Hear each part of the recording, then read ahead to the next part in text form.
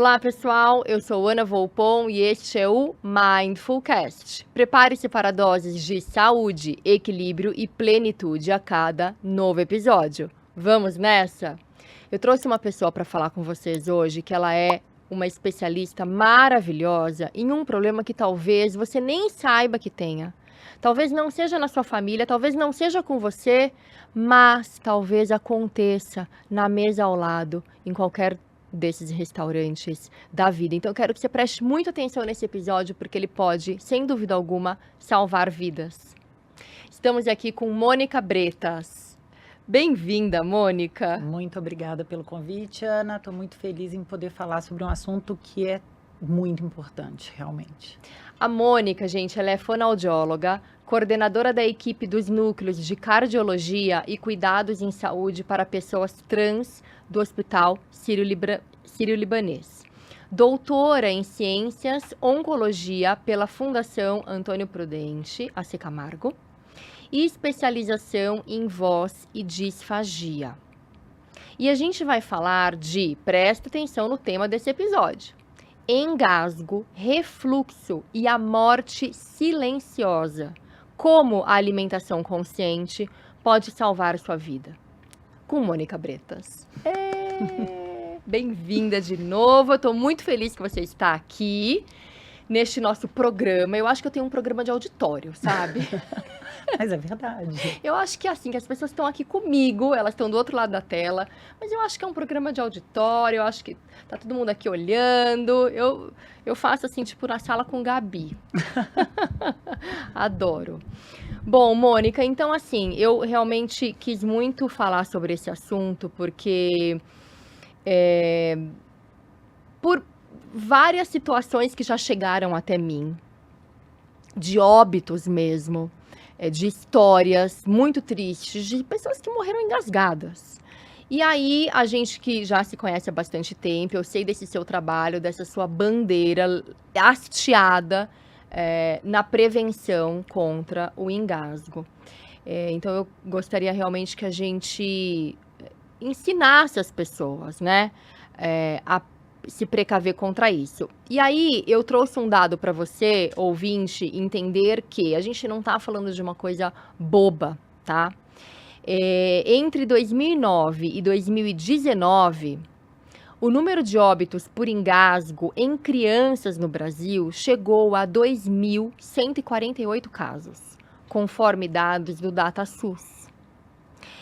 Além disso, entre 2020 e 2021, foram registrados 1.616 óbitos na faixa etária de 0 a 14 anos por causas externas, como acidentes domésticos, sendo a sufocação ou a obstrução das vias aéreas a principal causa de morte acidental entre bebês menores de 1 ano, representando quase 80% dos óbitos na faixa etária de 0 a 4 anos. Esse é um dado de uma outra fonte que é segundo o Ministério da Saúde, tá?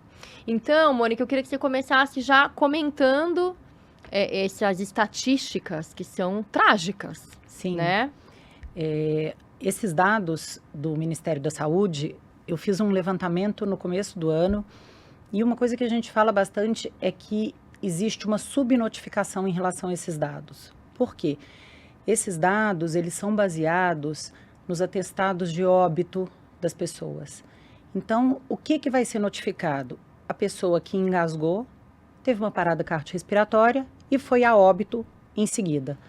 Mas a gente tem inúmeros casos nos quais a pessoa tem um engasgo, obstrução de via aérea, porque depois eu vou falar um pouquinho, existe uma diferença entre o engasgo e o que a gente chama de OVACI, que é obstrução de via aérea por corpo estranho. Tá. Nos casos que a pessoa tem essa obstrução da via aérea por corpo estranho, ela pode ter uma parada cardiorrespiratória ou ela pode entrar em um sofrimento respiratório, pode ser encaminhada para um pronto atendimento, uma UPA, enfim. E essa pessoa ela pode ter complicações de saúde e ir a óbito 1 dia depois, 2 dias depois, meses depois. Neste atestado de óbito da pessoa que não, ou da criança, adulto, idoso, enfim, que não foi a óbito logo na sequência do engasgo, geralmente o atestado de óbito é por outra causa. Parada cardiorrespiratória, falência de múltiplos órgãos. Só que a causa, o que levou essa pessoa para o hospital, enfim, para essa deteriorização do estado de saúde, foi o engasgo. E não é notificado dessa forma. Então, a gente sabe que a incidência maior de engasgos é em criança, em idosos, né? E pessoas, a gente tem também as pessoas com doenças neurológicas, enfim. Mas a maior parte realmente está nesses dois grupos. E com o envelhecimento da população, a gente tem observado um crescimento muito grande nesse número de pessoas. Sim, tem um outro dado aqui também que traz justamente isso, que o engasgo é uma causa significativa de mortes acidentais, especialmente entre idosos e pessoas com condições específicas, né? Que é isso que você está falando, de repente uma condição neurológica. No Brasil, em 2023, pelo menos 2.000 pessoas morreram devido a engasgos, sendo a maioria idosos e bebês.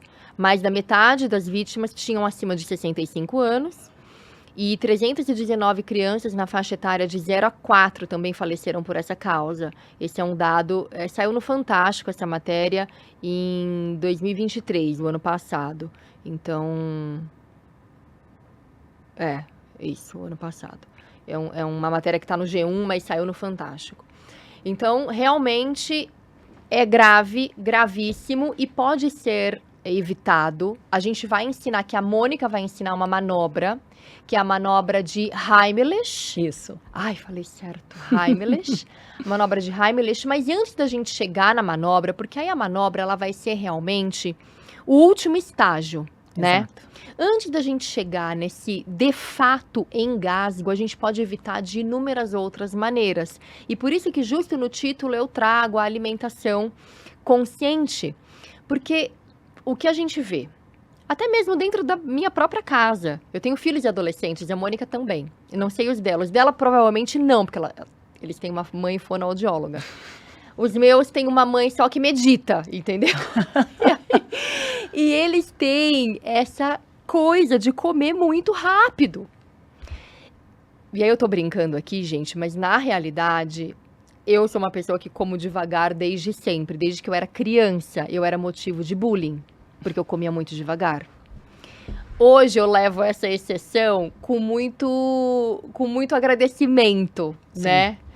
Porque eu sei que eu continuo sendo exceção num mundo desenfreado que come muito rápido. Então, Mônica, eu queria que justamente a gente começasse por aí, né? As pessoas estão comendo rápido demais e isso leva a uma disfunção da deglutição?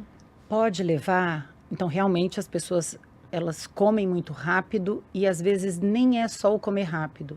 É comer sem atenção.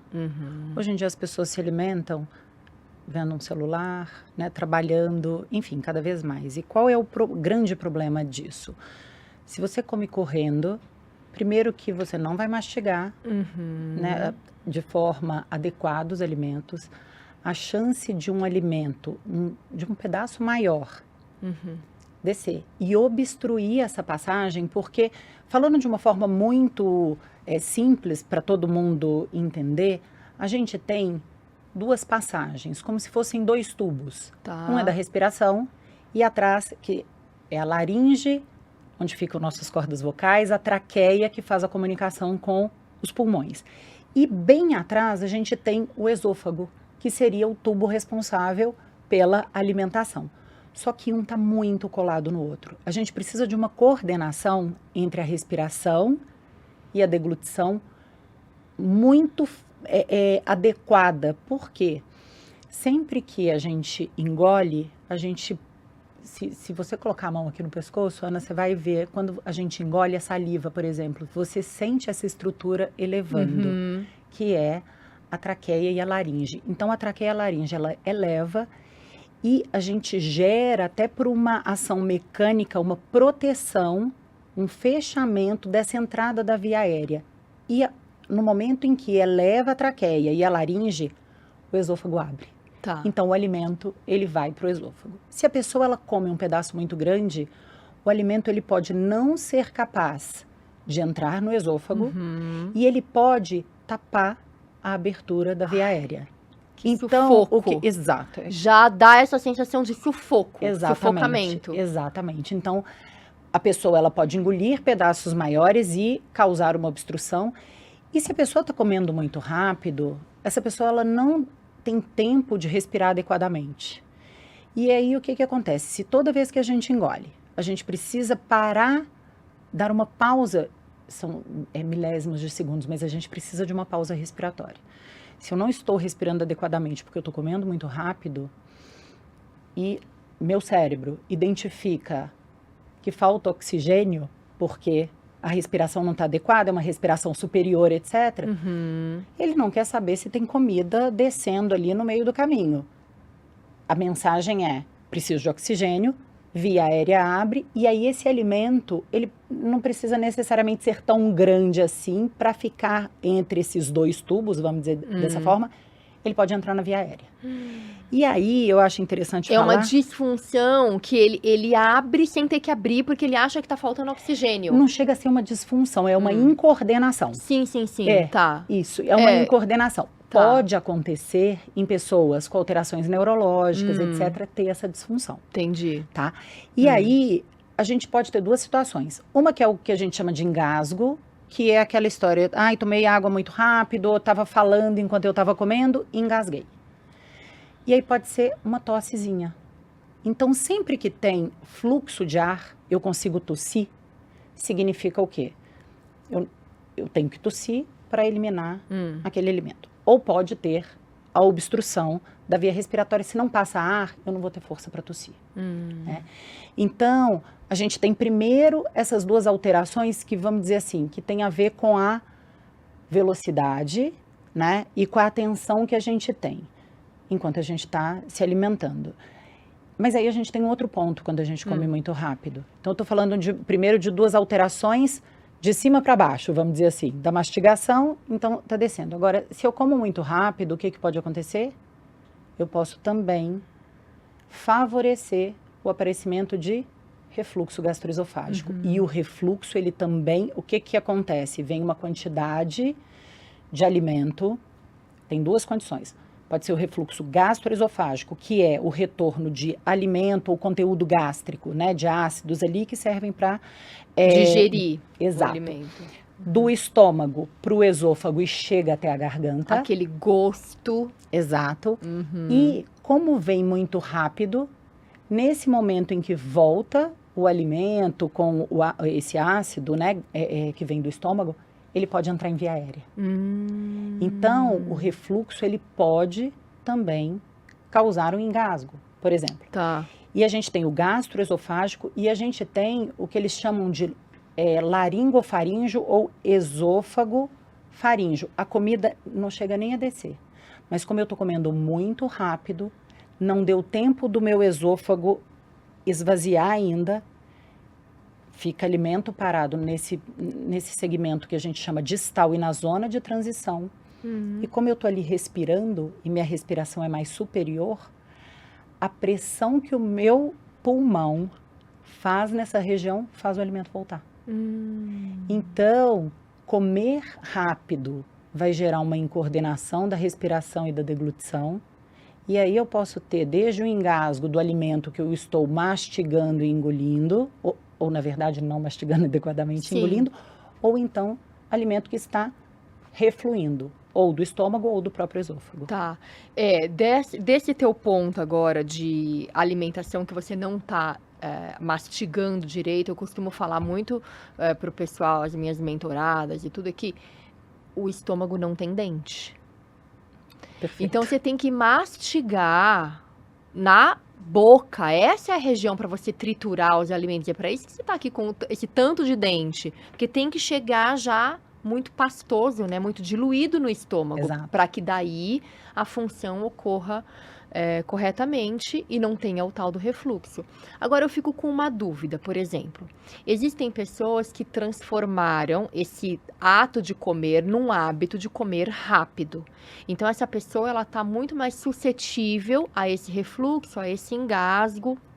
Agora, se você eventualmente, sei lá, um dia na semana você comeu rápido, você também está suscetível a isso, porque é fato-consequência, Exato. né? É fato-consequência. Exato. O que acontece é que as pessoas, primeiro elas acham isso. Se a incidência é maior em criança e idoso, eu não estou na faixa etária.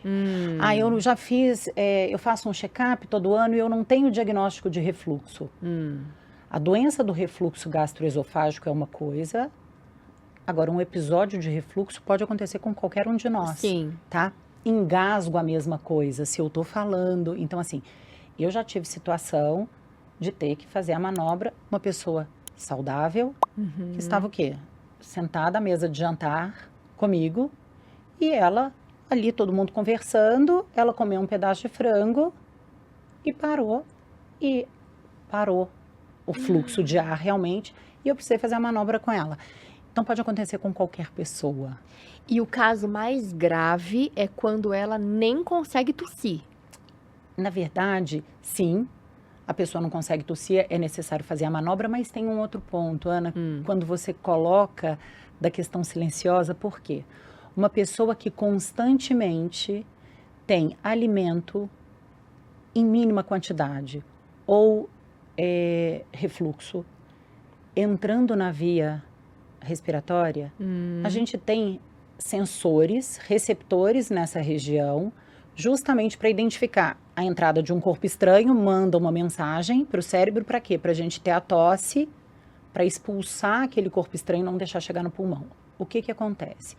Se a pessoa tem repetidamente entrada de alimento ou de conteúdo de refluxo na via aérea, existe uma dessensibilização da região. Então, o que que acontece? A pessoa perde a sensibilidade na entrada da via respiratória. Então, o alimento começa a ir para o pulmão depois de um tempo, sem o organismo perceber. E qual é o problema de alimento ou refluxo no pulmão?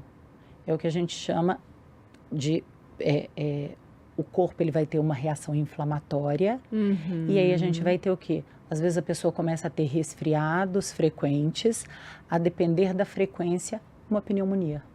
E aí a gente chama de pneumonia aspirativa. Olha! Esses casos são muito difíceis também, porque como a pessoa perde a sensibilidade, e a gente vai conversar com a pessoa fala assim, mas eu engulo muito bem, eu não engasgo. Justamente porque ela já perdeu a sensibilidade. Então, a gente muitas vezes até precisa de um exame objetivo mostrar para a pessoa, falar, olha, está entrando na via respiratória. Então, eu considero esses casos muito graves também, porque embora a gente tenha estratégias de reabilitação de sucesso, se a pessoa não entende que ela tem o problema... Ela vai cair no mesmo problema de novo. Exato. Porque aí você tem que entrar com uma educação. Exato. Né? Você tem que entrar com uma... Eu não sei como é que você vai chamar isso, mas é uma condicionante educativa para que ela reaprenda a mastigar, a engolir, Exato. a se alimentar.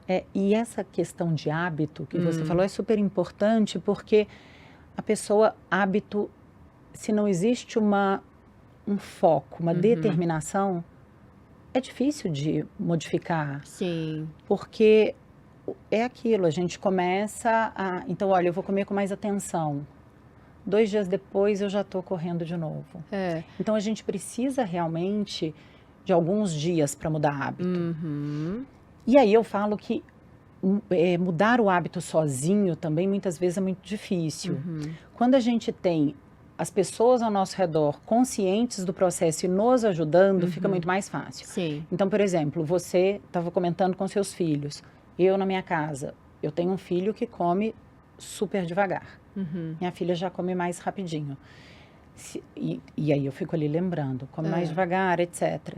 Se você tem uma casa inteira que você fala, então você tem o hábito de comer devagar. Possivelmente você sinaliza isso para os seus filhos. Seria muito mais difícil para eles se eu pegasse um dos dois e falava, a partir de agora você precisa mudar seu hábito.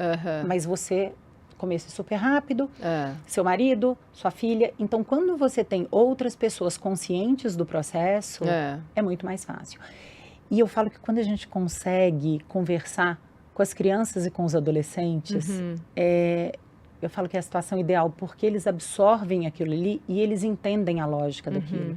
E no momento que eles entendem, o hábito não é instalado por tantos anos, né? É, E eles propagam a informação e eles pegam no pé dos pais, dos avós, dos É tios, que é super sabe, interessante. não, e é mesmo, e assim, o que eu vejo, né? Os nossos filhos estudam em escola integral, então eles querem.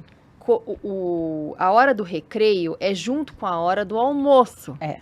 Isso é um problema estrutural. Porque eles querem comer rapidinho, o mais rápido possível, para aproveitar mais tempo de bola. Exato. Então, tem essa questão. Em casa, então, o exercício que eu faço, eu tenho poucos dias de me alimentar com eles à mesa, né? Sobra o final de semana inteiro e à noite, que aí também cada um chega num horário, mas o exercício que a gente faz dentro de casa, e aí fica uma dica, então, para vocês aí de casa também, procurem fazer o máximo de refeições possível com os filhos. E é assim, não tô com fome. À noite é assim, eu não tô com fome. Não tem nenhum problema. Não tá com fome, você vai sentar aqui junto com a família, porque é o horário do jantar. Não tem problema se não tá com fome. Então vai ver. Eu acho que assim, é muita observação, foi o que você disse. Sim. Né? Eles observando, eles vão aprendendo, de alguma maneira eles vão aprendendo. Então a gente ensina pelo exemplo, Sim. comendo lá devagar. É o momento da gente ter troca, da gente perguntar como foi o dia, da gente ouvir. É a troca da família, né? E de alguma maneira eles irem aprendendo, porque olha, eu vou te falar, eles querem fazer tudo rapidinho. E eu falo a questão de saborear o alimento, né? O meu filho que come numa velocidade maravilhosa, quando a gente vai num restaurante japonês, por exemplo, isso não acontece. Então eu falo para ele, eu já converso antes, eu falo assim, vai chegar a comida, eu quero que você saboreie. Então você vai pegar um sushi, um sashimi, seja lá o que for, você vai colocar na boca e você vai colocar o hashi na mesa. Mastiga, engole, agora respira. Aí ele fala assim, você vai falar isso todas as vezes? Eu falo, eu vou falar isso todas as vezes, porque é repetição. Mas eu acho que mais do que a repetição, é uma coisa que eu vi você hoje postou e assim, eu amo essa frase, o exemplo arrasta. Então eu acho que a gente fica batendo na mesma tecla, mas a hora que a gente faz dessa forma, eles passam a fazer dessa maneira também. Né? Então eu acho que essa questão das pessoas se conscientizarem, e é uma coisa interessante, porque eu dei uma palestra na escola sobre engasgo, e aí depois até uma amiga em comum nossa veio contar que o filho mais novo chegou em casa e falou assim, aconteceu hoje uma coisa, mamãe, na escola, que foi assim, a professora falou, olha, vocês precisam comer rápido, porque precisa voltar para a atividade. Ele falou, eu não vou comer rápido não, porque eu aprendi na palestra que se a gente come rápido, aumenta a chance de engasgar. E ele ainda falou para mim, ele falou, imagina, a gente teve a palestra outro dia. Então é isso, eu acho que a sociedade como um todo... Sim. Principalmente os ocidentais, porque eu vejo, pelo menos na minha prática clínica, né, nesses anos todos que eu trabalho no Sírio, a cultura oriental é uma cultura diferente em relação ao alimento. Eles têm uma relação diferente com o alimento.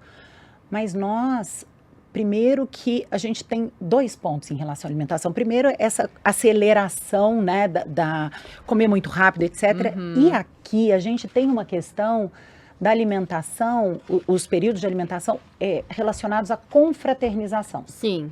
Então, você imagina, junta as pessoas comendo rápido demais, conversando, muitas vezes com bebida alcoólica. Vamos pensar um jantar, adultos falando. E que a gente sabe, a bebida alcoólica faz o quê? Traz um relaxamento muscular, então a chance de engasgar também, quando a pessoa está né, bebendo, é muito maior. Então, a gente tem esses pontos realmente, e aí como que a gente vai controlar? A gente não vai mais confraternizar a mesa? Não, a gente vai continuar confraternizando a mesa. Então, o que a gente pode tirar de risco? A gente come devagar. Sim. Porque se a gente come devagar, a gente respira, a gente fica muito... A gente pode continuar confraternizando, conversando. Sim. Né? E não só comer devagar, né? Tirar os outros distratores, que são as telas, o celular, a televisão, enfim. Isso tudo prejudica. Muito, muito, porque isso aí tem pesquisa mostrando. Você coloca a pessoa na frente da TV ou com o celular na mão, hoje em dia é celular, né? A gente não tem mais... A pessoa muitas vezes ela não sabe o que ela comeu. Sim. Mas tem um outro fator, além de não saber o que ela comeu, ela não sabe o volume que ela comeu. Então, o que acontece? A pessoa vai comendo tão rápido que não dá tempo De chegar a mensagem no centro de saciedade do nosso cérebro, olha, é o suficiente, você já comeu o suficiente, você já comeu o que você precisava. Ela continua comendo. Ela continua comendo. E aí, uma pessoa que come além, ela vai ter uma chance maior do quê? Do refluxo. E aí, ou mesmo de uma indigestão, de se sentir mal após. E aí é uma relação muito ruim com a comida, muito ruim com o alimento. Nociva, né? Exato. Você sabe que isso que você disse, né, dos orientais, que eles têm uma outra relação com a comida. Quando eu fiquei na Índia, num ashram, eu fui obrigada a seguir a cultura, né, obrigada, porque assim que eu consegui uma colher, eu não larguei mais dela. No primeiro momento que eu achei uma colher, que eu encontrei uma colher, eu falei, meu Deus, isso aqui é ouro! Mas, tô brincando, mas realmente foi muito diferente sentar no chão, colocar o prato no chão e comer com as próprias mãos. Primeiro dia eu detestei. Segundo dia, não gostei. Terceiro dia eu já estava me habituando. E depois eu entendi que eu estava quase gostando. Por quê? Eu senti a relação com a comida diferente. Eu como devagar, como eu já falei para vocês, mas só o fato de você cruzar as pernas, isso eu conto para as pessoas que é uma técnica ayurvédica. Só o fato de você cruzar as pernas, você já tem a sensação de saciedade maior. Então eles cruzam as pernas. Esse movimento, olha só, eu tô aqui ó, apoiada numa mesa. Esse movimento do talher até a boca é muito diferente da mão lá na frente, trazendo a comida, né? Então, o tempo que você gasta fazendo esse movimento, ele já é maior. Então, você se alimenta, automaticamente você se alimenta mais devagar. E o contato com a comida, o contato com o alimento é algo que, assim, a gente se conecta com mais profundidade.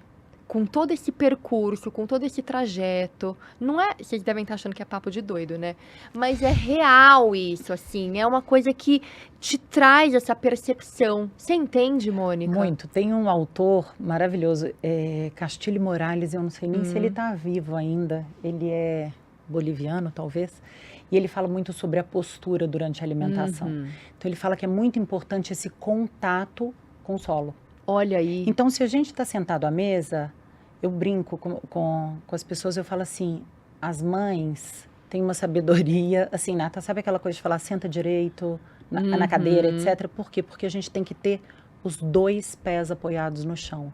Olha aí. A gente engole com mais força, e aí a gente tem pesquisa hoje em dia mostrando, a gente engole com mais força, sem nem perceber, se a gente tem os 2 pés. Olha, eu não sabia disso, que interessante. Essa postura, quando você fala, você imagina o contato que a gente tem. Sentada, exato, né? sentada e com as pernas cruzadas. Além dessa postura, né, que a gente tem todo esse contato com o solo, tem uma outra questão. Na hora que você senta e você está nessa posição com a coluna ereta e tudo, a pressão que a gente tem, que a gente fala dessa pressão intra-abdominal no estômago, ela é menor. Olha aí. Então, favorece também o quê? Uma digestão, um esvaziamento mais rápido do estômago. E vai evitar o quê? O refluxo. O refluxo. É. Então, faz todo sentido. Eu, muitas vezes, aqui de volta, né, no nosso ocidente, eu cruzo as pernas em cima da cadeira mesmo, porque eu continuo usando garfo, faca e mesa e prato. E aí eu cruzo as pernas e me alimento dessa maneira. Não sento no chão, mas na própria cadeira eu faço isso. E é muito bom, é muito gostoso. E a gente vê que, infelizmente, existe uma tendência de cada vez mais as crianças, por exemplo, antes existe uma onda contrária a isso, ainda bem, mas assim, comer com a mão não tinha problema nenhum. Hoje em dia, as crianças mais novas, os bebês, são muito, os alimentos muito amassados, batidos, etc. A gente vê um aumento importante de crianças hoje em dia. Eu não vou falar, não é nem intolerância alimentar, são crianças que não comem diversos alimentos por conta de textura. Então, são crianças que, nos primeiros meses de vida, no primeiro ano de vida, vamos falar assim, São crianças que, mesmo as mães amamentando, mas na introdução alimentar, elas comem só o quê? Papinha, purezinho, etc. Então, o que acontece? Essa criança, ela cresce sem desenvolver essa questão não só do paladar pensando em sabor, mas pensando em textura, em consistência. Sim. E ela nem tem a experiência de pegar, de sentir na mão primeiro, porque... Ela não foi exposta, né? Exato. O alimentar não é o momento que a gente coloca a comida na boca. O alimentar, ele começa com os olhos. Sim. Então, aquela coisa da gente colocar uma comida colorida, os alimentos... Porque senão purê de fruta é o quê? Quase tudo da mesma cor, né? Então, a gente tem que começar com isso e deixar a criança explorar. E não só fruta, mas assim, a comida. O ideal realmente é... Nossa, eu lembro que uma vez a gente estava na casa, não sei, de uma amiga, tia, não me lembro exatamente, meus filhos eram pequenos, e aí alguém pediu uma banana e a pessoa trouxe uma banana num prato, já cortada. Eu falei, gente, mas a banana é só entregar a banana para criança, né? Assim, tira a banana e entrega a banana inteira. Ela descasca. Então, assim, a gente vê até no supermercado, né? Mexerica. Eu ia falar isso. Tangerina já descascada. Exato. Gente, não julgando tudo, tá? Porque, assim, eu adoro comprar abóbora. Eu já adoro comprar abóbora fatiada. E descascada, de preferência, porque dá um trabalho danado. Agora, a mexerica, gente... A mexerica. Eu falo que, às vezes, as crianças, principalmente, né? Tem algumas que, assim, será que elas já viram? Porque a melancia vem picada. Tem, né? Então, eu falo que, assim, existem situações que a gente precisa da praticidade. Mas a gente não precisa sempre. Não. Né? Isso Isso é exceção. Não Outro pode ser dia, Mônica, eu falei aqui num podcast do tio Bruno. Lembra? Ele é maravilhoso. Eu não lembro que podcast que eu falei dele, que virou um prédio ali, onde ele tinha aquele quintal, né? Mas agora tem um outro, lá no bairro ainda. Eu encontrei com ele faz uma semana, na rua. Olha que coincidência. Então, porque aí eu contei aqui, mas não sei se você assistiu esse podcast, nem lembro qual foi que eu falei, mas o tio Bruno é uma pessoa que a Mônica que me apresentou há muitos anos, e as crianças eram bem pequenininhas, e a gente levava lá para brincar no quintal da casa. E era chão batido, era como se fosse o quintal da avó. E eu lembro que uma vez ele levou uma penca de banana, uma penca mesmo, e tava verde. Ele falou, não, mas vai ficar aqui a semana inteira, porque as crianças vão entender. Ele tem muito... Ah, já sei, eu falei com o Sagar no episódio, com o meu mestre de yoga. E ele falou, não, porque o tio Bruno, ele segue a filosofia, ele é um yogi, né, na vida, ele vive o yoga. Ele falou, não, isso daqui as crianças têm que ver que amadurece, que não chega madura, né, que tem o tempo, que tudo tem o tempo. Então, olhar para a natureza, entender os tempos da natureza, né, coisa que a gente... infelizmente não faz. E ainda trazendo para essa coisa do Ocidente, Oriente, a gente vê, né, as crianças que não estão em formação. Então, assim, a gente pode, como não pode, ensinar dependendo do nosso repertório. Sim. Mas eu vejo muitos adultos, eles estão comendo e eles não... Você disse, né, que fala para o seu filho deixar o hashi, descansar o hashi entre uma peça de sushi e outra. Quantos e quantos adultos estão comendo e enquanto estão mastigando ou falando, estão com o garfo e com a faca, parece que vão te atacar. Assim, é uma guerra durante a refeição. Às vezes não levanta a cabeça, né? Come dessa forma, que abaixa a cabeça e vai comendo. Ou não solta, é uma coisa de segurança, não sei se é segurança, se é controle, mas a pessoa fica com o garfo e com a faca assim, ó, falando. E falando... Gente, descansa, relaxa, calma, respira. Exato, né? Exato. Eu aprendi muito. Tem uma paciente que ela falava comigo. Eu fui, algumas vezes ela já tinha uma idade avançada, então eu ia até a casa dela. E aí eu lembro a primeira vez que eu cheguei, estava tomando um café da manhã com umas raízes, assim, bem um café da manhã japonês. Aí ela falou, senta comigo e vamos comer. Eu falei, eu já tomei café da manhã. Ela falou, senta. Aí ela me ofereceu um prato, aí eu falei assim, é bom? Aí ela virou e falou assim, não interessa se é bom, faz bem para a saúde. Aí eu falei, tá certo. Ela viveu até 103 anos, né? Então eu aprendi muita coisa com ela, aprendi muita coisa. E é isso, ela falava, sente, mastiga, sente a textura, sente o sabor. Olha. E ela ia falando isso para mim, aí eu falei, olha, hoje eu que tô recebendo aqui uma consulta, né? Maravilhosa. E eu acho que é isso. Eu acho que a gente tem que entender que alimento vai muito além do... eu preciso de alimento como fonte de energia. É mais do que isso. Alimento é saúde. Sim. E eu fico muito feliz que existe um movimento, eu acho que mundial, fugindo um pouco dessa nossa tendência de tudo acelerado, né? Então, a gente tem várias pessoas pesquisando sobre isso, falando do mindfulness durante a refeição e o quanto que essa relação com o alimento, uma relação saudável de comer, experimentar, levar a alimentação para esse lado, o quanto que a gente previne de doença. Então, não é a gente pensar na hora que a doença está instalada, é a gente pensar na saúde, na longevidade, porque não adianta a gente viver 90, 100 anos sem uma qualidade. Sim, exato. Eu falo muito disso, gosto muito dessa abordagem e é enxergar mesmo a doença como o último estágio de algo que já está errado lá atrás. Né? Então, é claro que nem toda doença, existem doenças que são virais, então não dá pra gente atribuir isso a algo psicoemocional. Óbvio que não. Mas, fora algumas doenças que realmente são ali bastante contundentes e pontuais, a gente vê a grande maioria associada à inflamação de baixo grau, né? E a outras questões que são, sim, psicossomáticas. E tem um outro ponto, né, Ana? Se a pessoa, mesmo que ela pegue uma doença viral, se essa pessoa, ela vem de uma vida inteira se alimentando adequadamente. Então, quando a pessoa se alimenta adequadamente, ela tem uma boa formação muscular. Sim. Né? Ela tem uma boa... ela vai ter uma resistência maior. Sim. Então, na maior parte das vezes, a resposta dessa pessoa ao tratamento ou até mesmo a infecção viral vai vir de uma forma mais branda nessa pessoa. Sim, muitas vezes nem pega, né? Exato. Assim, eu tenho certeza que você raramente fica doente. Raramente. Agora, e é engraçado porque... Eu também. Raramente. E raramente. Em casa eu tenho eu tenho um exemplo. Meu filho come muito bem, em termos de variedade, e minha filha não come tão bem assim. A diferença para mim é ali em casa. E olha que eu faço um trabalho diário com ela, mas ela tem uma seletividade alimentar maior que a dele. E aí eu coloco minha culpa nisso. Eu tenho a minha meia culpa, eu acho que não é só uma questão dela, mas é aquela história, segundo filho, eu trabalhando, etc.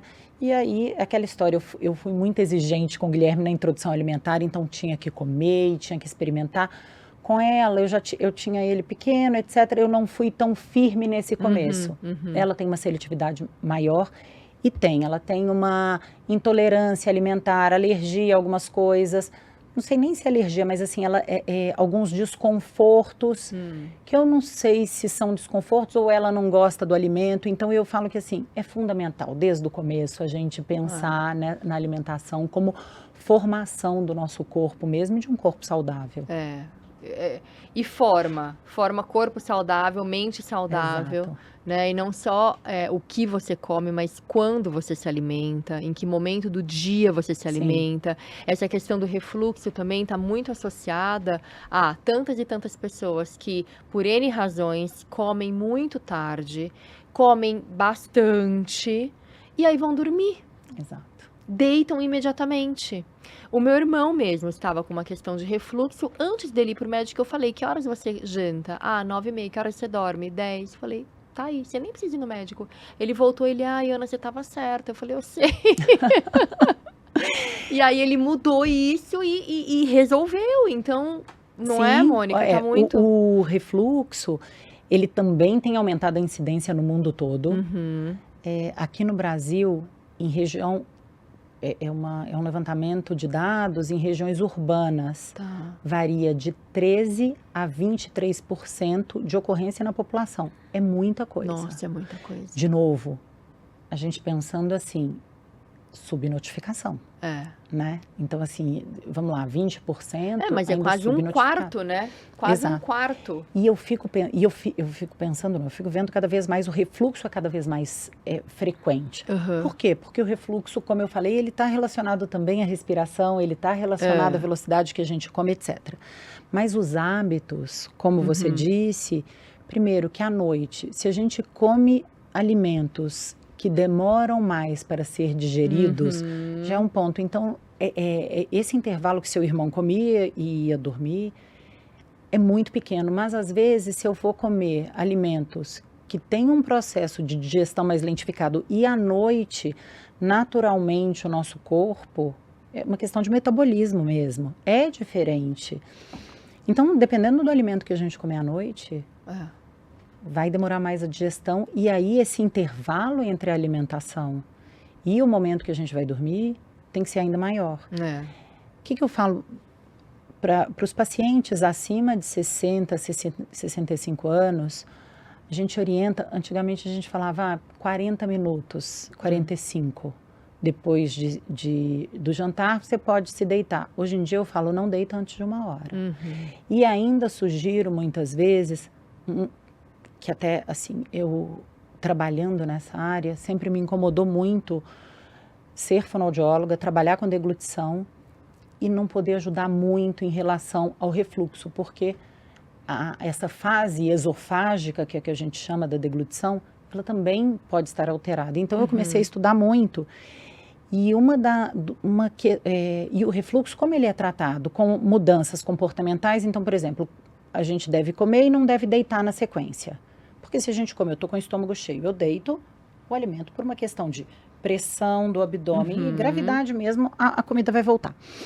Então, não dormir na sequência, não só à noite. Tem as pessoas que comem e têm o hábito de dormir depois do almoço. Depois do almoço. Né? Então, no Ayurveda eles falam para se a pessoa quiser descansar, é para reclinar. Exato. Não é para deitar. 45 graus. É a inclinação máxima que... Perdão, a inclinação mínima que pode ter. Não pode deitar mais do que isso. Sim. Deitar a 30 graus, 20 graus, de forma alguma.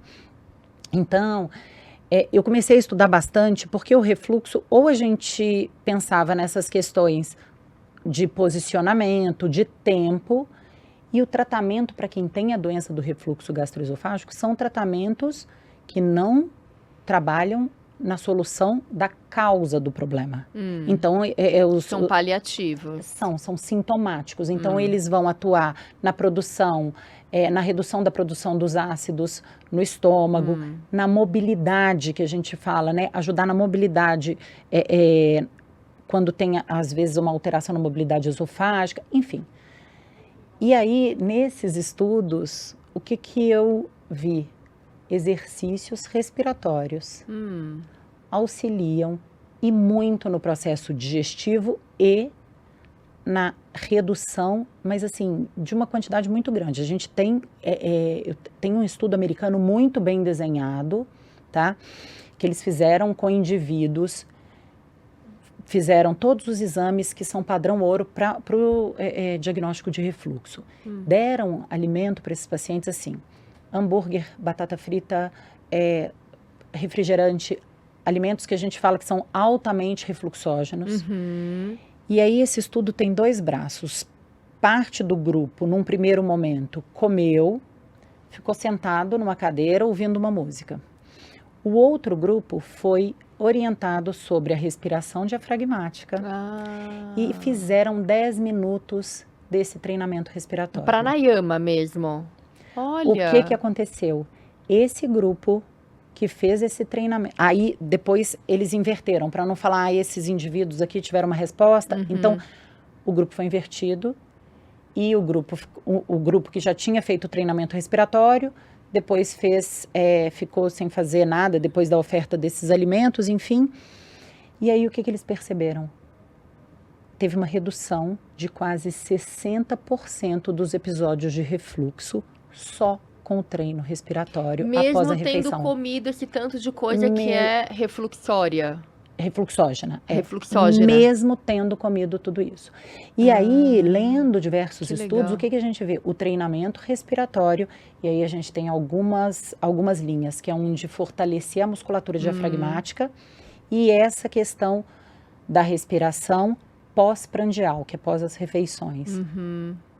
Tem um estudo que eles fizeram no longo prazo, e 82% dos pacientes começaram o tratamento tomando ainda medicação, mas depois de 6 meses, 82% dos pacientes não precisava mais tomar bacana. medicação para refluxo. Que legal. Só fazendo pranayama. Só fazendo exercício. No Ayurveda também, eles recomendam, após as refeições, café da manhã não, mas almoço e jantar, uma leve caminhada de 10, 15 minutos. Eu falo isso muito para os Você pacientes fala, também, olha porque aí. ajuda muito, ajuda É. muito. E aí eu falo, principalmente à noite, eu falo porque aí vem de novo a questão do almoço, que muitas vezes a pessoa tem um tempo curto, mas eu falo, aí a pessoa fala, eu não tenho como descer, anda no seu apartamento, Sim. anda na sua casa, e aí depois deita. E ainda nessa linha, Ana, muito interessante, quando estudando ainda essa questão do refluxo, eu fiz um curso, não tem publicação ainda, é uma fonoaudióloga que é americana, e é muito interessante que ela fala, gente, eu não vou publicar isso porque dá muito trabalho fazer um estudo científico, mas eu estou aqui entregando para vocês minha experiência clínica. E ela tem os exames mostrando. A gente coordenando, fazendo uma manobra que coordena respiração e deglutição para esses casos em que o alimento ele demora a descer no esôfago, controlando a respiração com a deglutição, o que a gente consegue fazer? Esvaziar o esôfago mais rápido. Então, o que eu falo hoje em dia? Uma taxa enorme de pessoas tem, ainda que não seja doença do refluxo gastroesofágico, tem episódios de refluxo. Sim. Tanto a manobra quanto a respiração, depois das refeições, é uma coisa muito fácil de fazer, a gente pode fazer em qualquer lugar. A manobra não, a manobra é muito fácil de fazer também, mas aí são casos mais específicos, quando a pessoa, por exemplo, uma pessoa que tem Parkinson e pessoas mais velhas, a gente vai envelhecendo, o nosso esôfago, ele faz um movimento que é um movimento peristáltico, justamente para o alimento chegar até o estômago. À medida que a gente vai envelhecendo, esses movimentos eles vão reduzindo. vai Então o enfraquecendo. alimento ele desce mais devagar. O nosso esôfago, ele é praticamente, a maior parte dele é musculatura lisa, então não tem como a gente fazer exercício para fortalecer o esôfago, tá? É só essa região proximal aqui que a gente tem fibra muscular esquelética que a gente consegue trabalhar a força. Mas o que a gente faz? Então, à medida que a gente vai envelhecendo, as pessoas começam a apresentar o que a gente chama de discinesia esofágica, que é essa alteração, essa redução no movimento peristáltico do esôfago. E tem algumas doenças como Parkinson causam discinesia esofágica, fumar reduz a movimentação peristáltica e outras coisas. Então, nesses casos específicos, quando a pessoa sente, às vezes, uma sensação de comida parada, ou a gente já sabe por algum exame, enfim, e tem algumas queixas muito específicas, a gente ensina essa manobra que também é muito fácil. Só que para conseguir fazer essa manobra, que é coordenar, então enche o pulmão de ar, engole, etc., é uma coisa muito fácil a manobra. Não é a de Heimlich, é outra. Não, que você é tá uma outra falando. manobra que a própria pessoa faz. Ela enche o pulmão de ar, engole com força e depois vai expirando lentamente. Só que o que é o difícil dessa manobra? A pessoa reaprender a respirar adequadamente. Por quê? Todas as pessoas, se eu chegar eu vou te falar do consultório do hospital, mais de 95% das pessoas, eu falo para elas, enche o pulmão de ar. O que todo mundo faz? Isso, então, eu falo, enche o pulmão de ar, todo mundo faz isso aqui, ó. Prende aqui. E mais do que isso, a gente tem aqui o nosso diafragma. Para a gente encher o pulmão de ar, a musculatura do diafragma, a contração do diafragma faz ele descer. Para a gente ter espaço para o pulmão expandir. A hora que eu faço isso aqui, ó, primeiro, meu abdômen está contraindo aqui o pulmão, o diafragma está contraindo o pulmão. a É minha o contrário. capacidade pulmonar, ela diminui muito. Então, tem gente que fala assim, eu sei, aquela respiração invertida que eu aprendi na yoga, eu falo, não, a respiração da yoga está correta, né? Então, a primeira parte é de conscientização dessa respiração. Então, quando eu inspiro, eu tenho que expandir. Sim. E quando eu expiro... Então, o início do tratamento é treinamento respiratório. Olha, gente, a gente tem muito a ver Muito. o seu trabalho e o meu trabalho, Sim, Mônica. Sim, e eu falo Eu outra nem coisa. imaginava. E eu falo, Ana, que é tão interessante, porque antes eu achava que as pessoas que praticam yoga, as pessoas que seguem, né, a medicina ayurvédica e tal, tinham uma postura melhor, porque eu falava, as pessoas, elas sentam melhor, etc. Hoje em dia, não tem nada que me prove isso, mas eu tenho convicção que não tem a ver com a postura que a pessoa se preocupa em sentar, tem a ver com a respiração. Porque a hora que você tem um hábito de respirar, que a hora que você enche o seu pulmão, você abre a caixa torácica, diferente disso aqui, ó. Sim. A hora que eu respiro assim uma vida inteira, exato, e eu vou jogando meu ombro para frente. E aí eu vejo todos os pacientes, a hora que eles instalam essa respiração, muda a postura. E aí as pessoas me perguntam, Mônica, mas é muito difícil, porque o meu pai ou o meu avô, minha avó, eles são idosos, eles vão aprender. Eu tenho uma paciente que vai fazer 99 anos daqui a 2 semanas. Tá fazendo lindamente a respiração. Precisa do quê? A filha tá junto, treinando com ela, mas é possível modificar hábito. Sim. A gente tem que querer. Com certeza que é. Gente, que coisa boa que você está me trazendo, porque eu acredito muito na respiração, a respiração muda a vida. Sim. E muda não só o seu estado físico, como o seu estado emocional.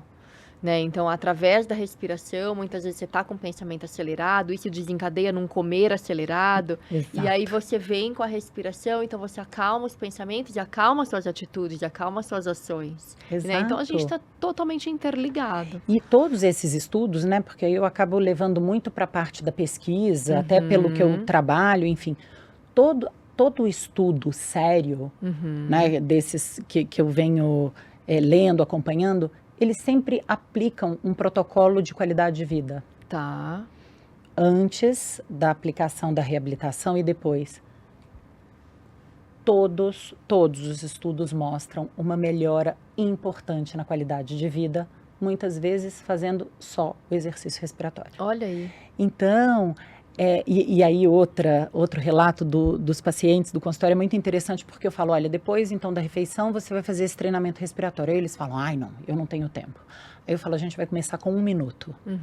Aí eles começam 1 minuto, 1, 2 semanas depois, vamos passar para 2 minutos? Vamos. E aí, quando chega ali por volta dos 5 minutos, eles chegam no consultório e falam assim, nossa, eu estou me sentindo tão bem depois das refeições, e aí naturalmente eles vão aumentando o tempo. Sim. Porque se torna um momento realmente de bem-estar. E eu acho que é isso que você falou, né, Ana? É um bem-estar global, porque desacelera a mente, né? Então, assim, eles passam a fazer aquilo ali porque eles estão sentindo bem, não porque eu estou orientando. Sim, porque só deles fazerem esse exercício consciente, eles estão trabalhando em mindfulness. E o mindfulness tangencia uma série de outros comportamentos. As pessoas muitas vezes chegam no final do dia cansadas e com uma fadiga e às vezes até dor nas costas, dor aqui nessa região do pescoço, e não se dão conta que é por conta da má respiração.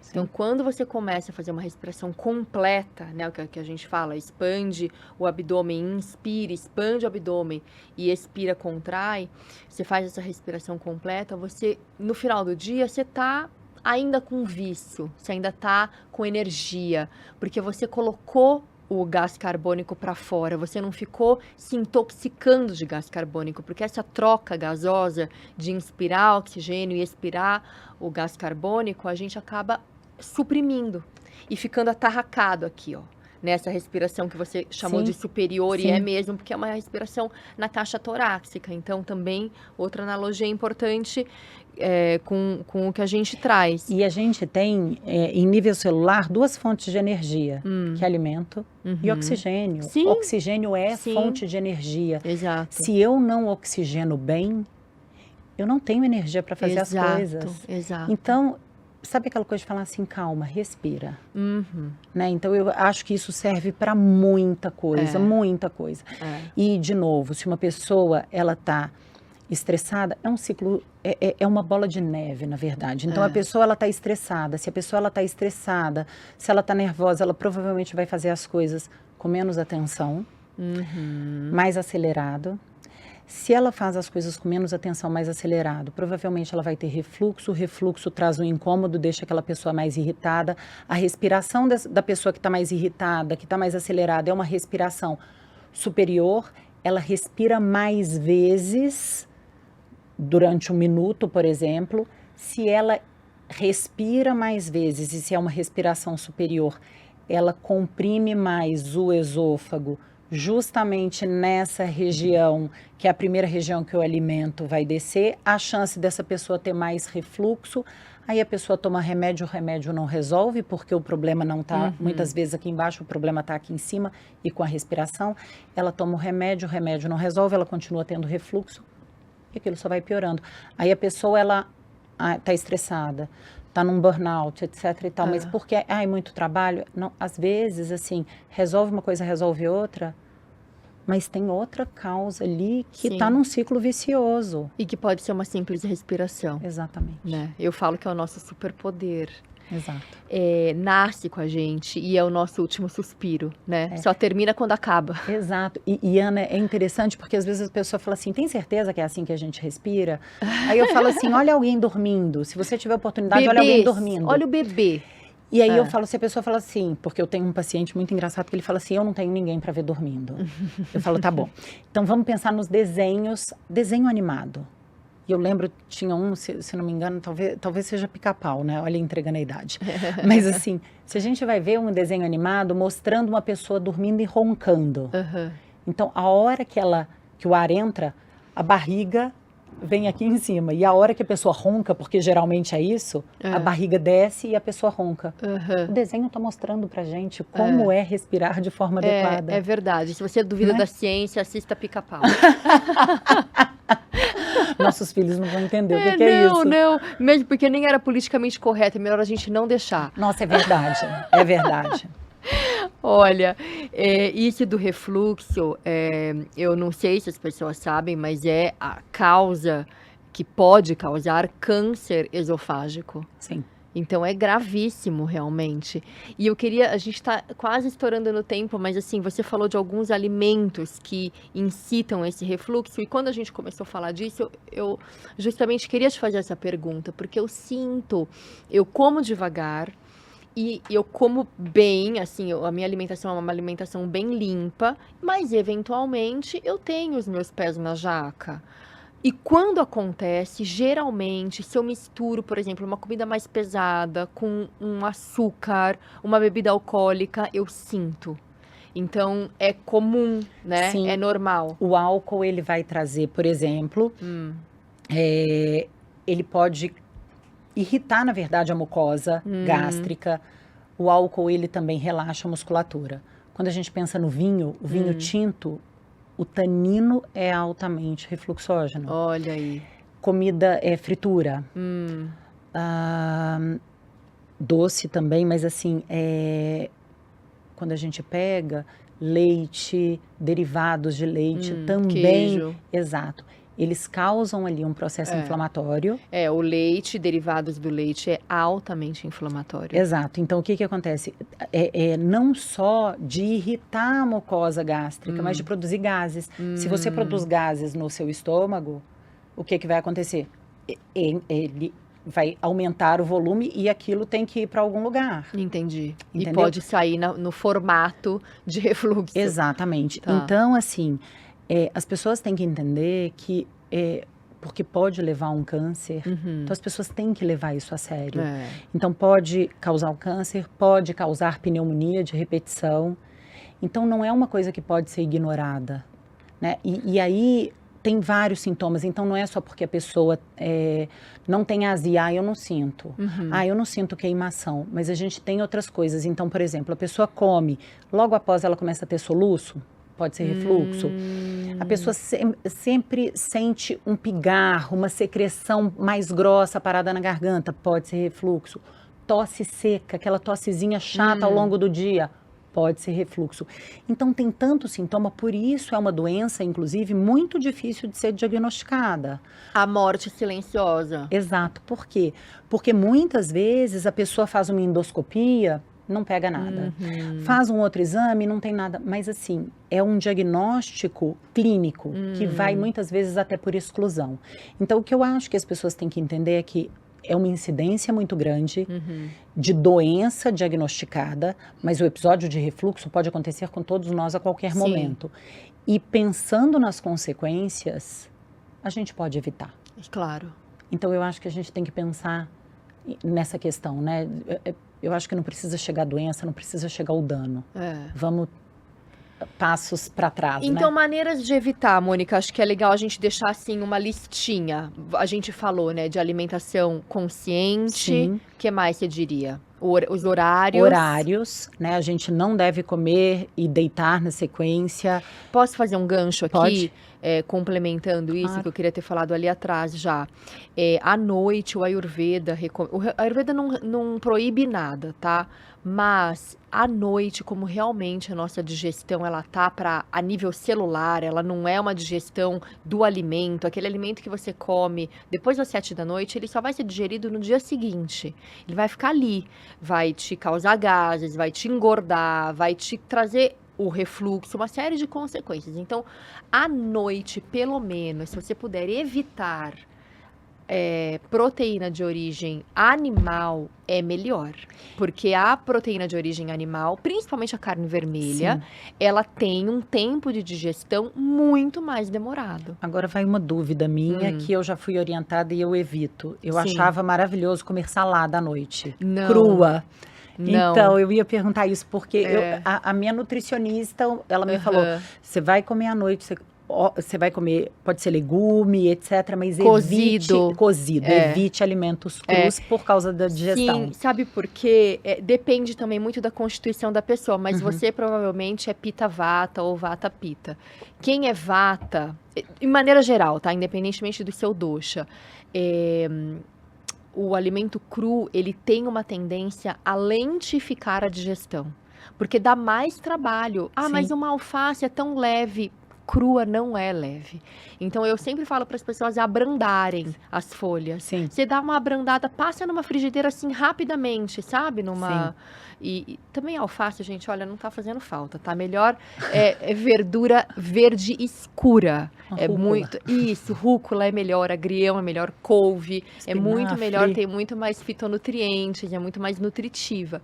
Mas aí abrandado. À noite, o que eu como toda noite, faça chuva, faça sol, verão, não verão, frio, não frio, sopa. Adoro também. À noite é sopa, e aí eu coloco meu colágeno proteico, entendeu? Porque aí, afinal de contas, né? E aí vai lá com uma dose de proteína, de colágeno, e é o que eu como. Mas assim, você pode ter variedade, mas realmente evitar alimento cru é melhor. Então, a gente pensar, né?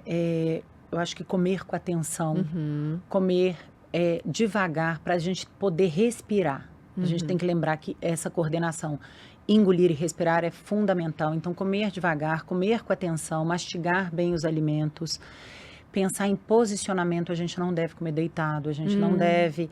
Então, estar sentado, assim, bem posicionado. Né, largado, assim. Exato. Né? Na então, frente assim, da TV. Então, estar bem posicionado, evitar tomar líquido demais durante a refeição. Por quê? Para não expandir, né, demais o estômago e não favorecer o refluxo. 100 ml, a gente sugere. E eu acho que é a questão, assim, de escolher o que comer. Eu falo para os meus pacientes, ficar restringindo muita coisa a vida vai ficando muito chata. Uhum. Então, eu acho que não é uma questão de restrição, é em qual momento, quanto. Então, no momento em que a gente come com atenção, Sim. a gente saboreia melhor o alimento, E a gente come não menos. come menos, É. a gente come o que a gente realmente necessita. É. Então, se eu abrir uma barra de chocolate e comer rápido, ela vai inteira. Se eu for saboreando cada pedaço, eu não vou conseguir comer ela toda. É. Meu organismo, ele não aceita. Uhum. Então, eu acho que é isso. Eu acho que esses pontos são muito importantes realmente nesse processo de alimentação. Não, muito legal. Nossa, eu tinha feito aqui toda uma lista de perguntas e tal, mas assim, eu não fiz essas perguntas diretamente, mas a gente cobriu, eu acho, um tema bem abrangente, de maneira interessante, né? E eu queria ensinar a manobra, então. Vamos chamar a nossa modelo? Essa manobra eu acho que chamando atenção num ponto. É uma manobra que é muito fácil de ser feita. Tá. É uma manobra que a gente explicando para as pessoas são capazes de fazer. Tá. A primeira Ninguém vez precisa ficar com medo de fazer, não precisa ficar com medo. Tá. A manobra, ela é efetiva em quase 80% dos casos de obstrução da via aérea. Tá. Quanto mais pessoas souberem, maior a chance da gente salvar vidas. E dando um exemplo meu, eu nunca tinha feito a manobra e eu nunca tinha feito um treinamento da manobra. Eu sabia a manobra de uma forma teórica, até o dia que eu precisei fazer. Eu fui lá, fiz e deu certo. Depois que eu comecei a falar sobre esse assunto, que saíram diversas matérias, inclusive, diversas pessoas já vieram me contar, olha, engasgou alguém da minha família, engasgou uma pessoa no restaurante, eu fiz aquela manobra que você me falou e eu consegui desengasgar a pessoa. Olha que bom. Então, a gente vai mostrar aqui e eu falo que eu acho as pessoas podem, né, divulgar, replicar o vídeo, etc. Mas o boca a boca também, ensinar a teoria funciona muito bem. Ótimo, então vamos lá. Vem a nossa modelo, Mariana. Você filma a gente, Rô? Eu vou segurar o microfone. Deixa eu tirar aqui. Então, uma coisa que eu acho muito importante existe um sinal que a gente fala que é o sinal universal do engasgo. Geralmente, quando a pessoa está com a via aérea obstruída, ela fica sem conseguir respirar. Então, a pessoa geralmente ela leva as mãos ao pescoço. Então, em qualquer lugar que a gente tiver, a pessoa ela não vai conseguir falar, ela não vai conseguir pedir por socorro, porque não passa ar. Sim. Então, a pessoa geralmente, se a pessoa está à mesa, é muito interessante, ela bate a mão na mesa, levanta e leva a mão ao pescoço. Se a gente viu esse movimento, a primeira coisa a fazer é, ou a gente corre e vira para alguém e fala, liga para o SAMU. Por quê? Não porque o SAMU vai chegar a tempo de fazer a manobra, a gente vai fazer a manobra, mas eu não sei qual vai ser a consequência, então enquanto isso o SAMU vem. Então a primeira coisa, 192. Eu venho atrás. Estou tentando me posicionar, acho que você vai ter que deixar a câmera aberta. Isso, e eu vou ficar, peraí, eu vou ficar aqui. Porque não sou eu que vou aparecer, eu só estou segurando o microfone. Então, eu me posiciono atrás da pessoa, eu fecho a mão, levanto o polegar para não machucar a pessoa. Eu coloco a minha mão nessa região aqui. Então, aqui está a costela.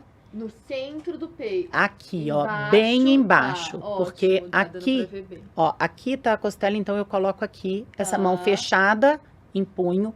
Venho com a outra mão, coloco por cima dessa, não interessa, mão esquerda, mão direita, não faz diferença. A minha perna, eu vou apoiar entre a perna da pessoa que eu vou fazer a manobra. Por quê? Porque a hora que eu colocar a mão aqui, eu tenho que empurrar a barriga dela para dentro e para cima. Então, por que eu coloco a perna aqui? A força que a gente faz é uma força que eu não sei de onde a gente tira. As pessoas falam, e se for uma pessoa enorme, você consegue fazer. Então, o que a gente faz? Coloca a perna aqui para a gente não desequilibrar. Então, eu venho, coloquei a mão aqui e vou. 1. A pessoa não desengasgou? Eu vou. 2.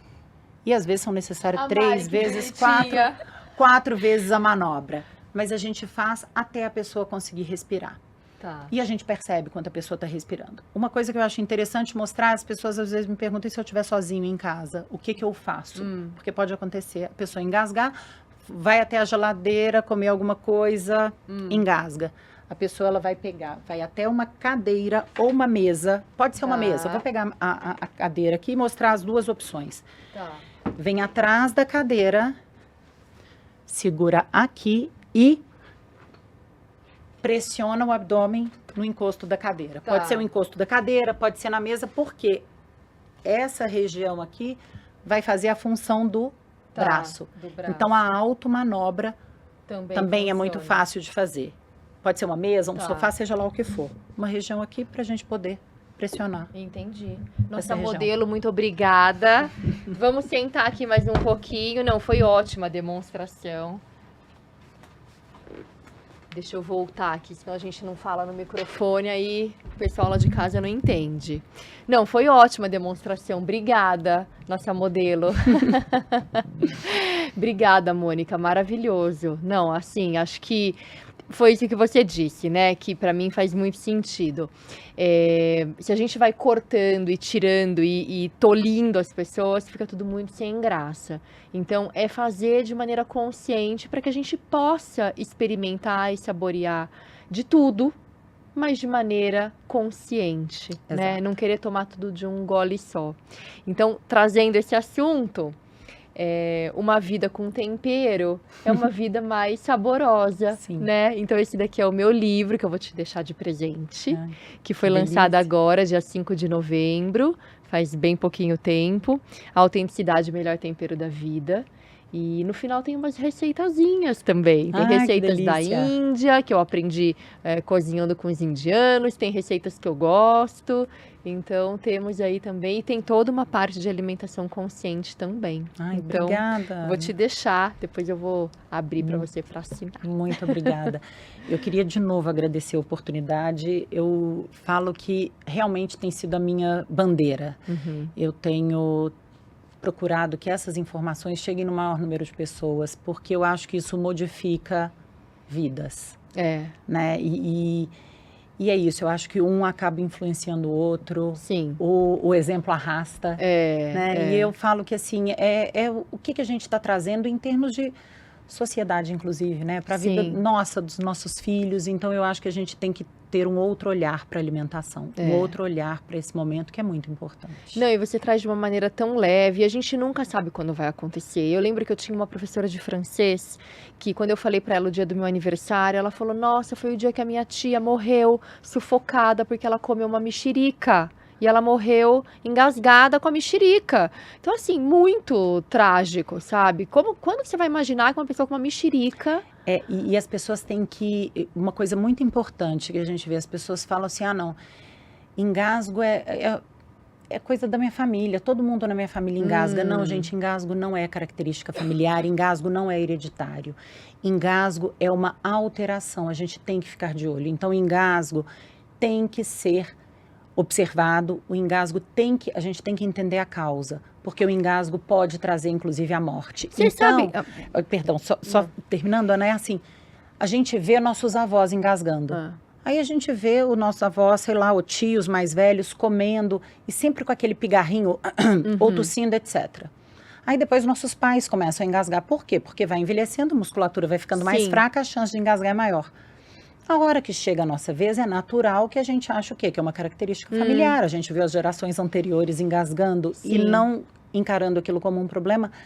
Mas esse é outro ponto que eu tenho falado e eu acho que essa informação ela precisa seguir. Engasgo precisa ser diagnosticado, identificado e precisa ser tratado. Não é normal. Então, aí eu vou te fazer uma pergunta pessoal que de repente vai ajudar outras pessoas. Eu tenho episódios de engasgo com uma coisa muito boba. Pimenta do reino.